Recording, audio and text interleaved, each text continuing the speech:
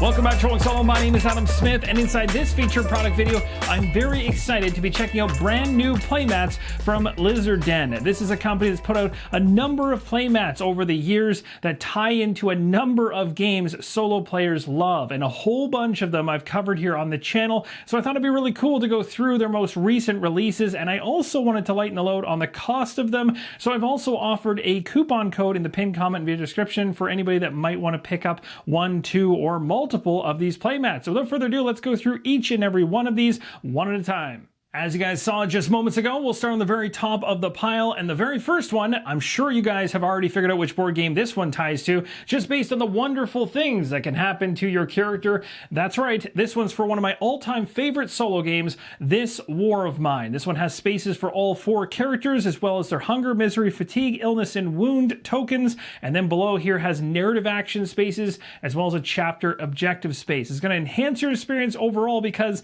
well, it's got a nice thematic tie-in with the artwork behind it as well. It's also not an overly massive playmat, keeps things condensed and in one space.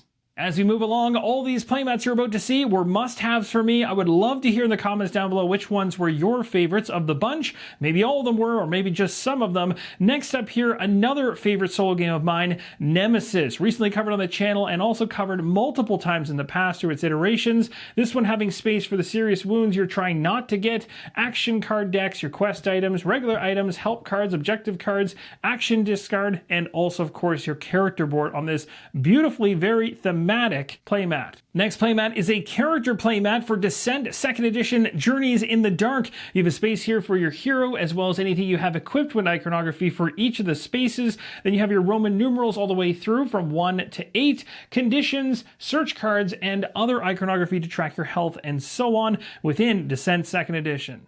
And for those of you that moved on to the more recent version, or also have the most recent version of Descent, Legends of the Dark, here is the character mat. In this case, hero area, weapon, armor, skills, injury reference cards, you have your consumables, and your trinket here. I'm also a really big fan of the artwork on this one, as it looks like the dragon is coming right out of the playmat. The next playmat is certainly eye-catching, and the second you lay this thing down, you immediately want to go on an adventure. This one is a character mat for Massive Darkness 2 and has a huge space up here for the hero board, as well as tracking your stats and, of course, any inventory items you have, your Shadowbane card in the bottom right. But overall, this is one of my favorite of the bunch, just in terms of how it looks and how vibrant it really is. And on the topic of vibrant playmats, this one for The Witcher, a character playmat, is by far the most impressive, I believe, out of the entire bunch so far. This one really pops. You have a space here for your deck, potions, mutagens, bombs, trophies, Witcher trophies if I haven't already mentioned that, your Witcher board, and your discard deck, and you still have space around the playmat for other things as well. This next playmat is another character playmat, this time for Oathsworn Into the Deepwood, which is certainly exactly what the illustration here gives a sense of.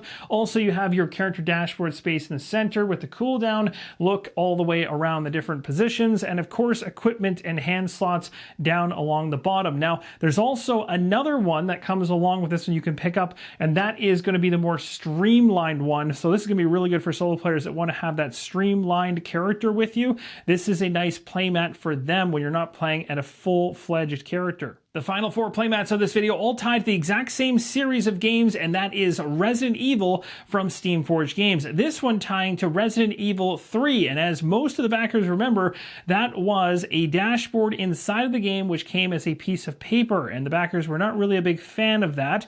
What we have here is a solution to that. You have a neoprene mat, so you don't have to worry about that sheet of paper ripping or being destroyed, or if you already have it, it's probably most likely trash already, just because of how thin it was. Well, this neoprene mat will do everything you need it to in terms of keeping your cards all organized on the table and not having to worry about this thing being curled, ripped, shredded in any way, shape, or form. So certainly a really nice to have item for Resident Evil 3 owners like myself. This next playmat is for the mansion inside of Resident Evil 1, the most recently released Resident Evil game. This is going to give you an entire layout of the mansion itself as you're exploring through it, and as you reveal and open up certain rooms that open up other rooms, and those connections, you're going to be able to actually plot them out across this entire grid which has been laid out, which is a really nice touch because otherwise they're just strewn about off to the side of gameplay. This gives you a nice spot to place everything as you explore through the mansion of Resident Evil 1.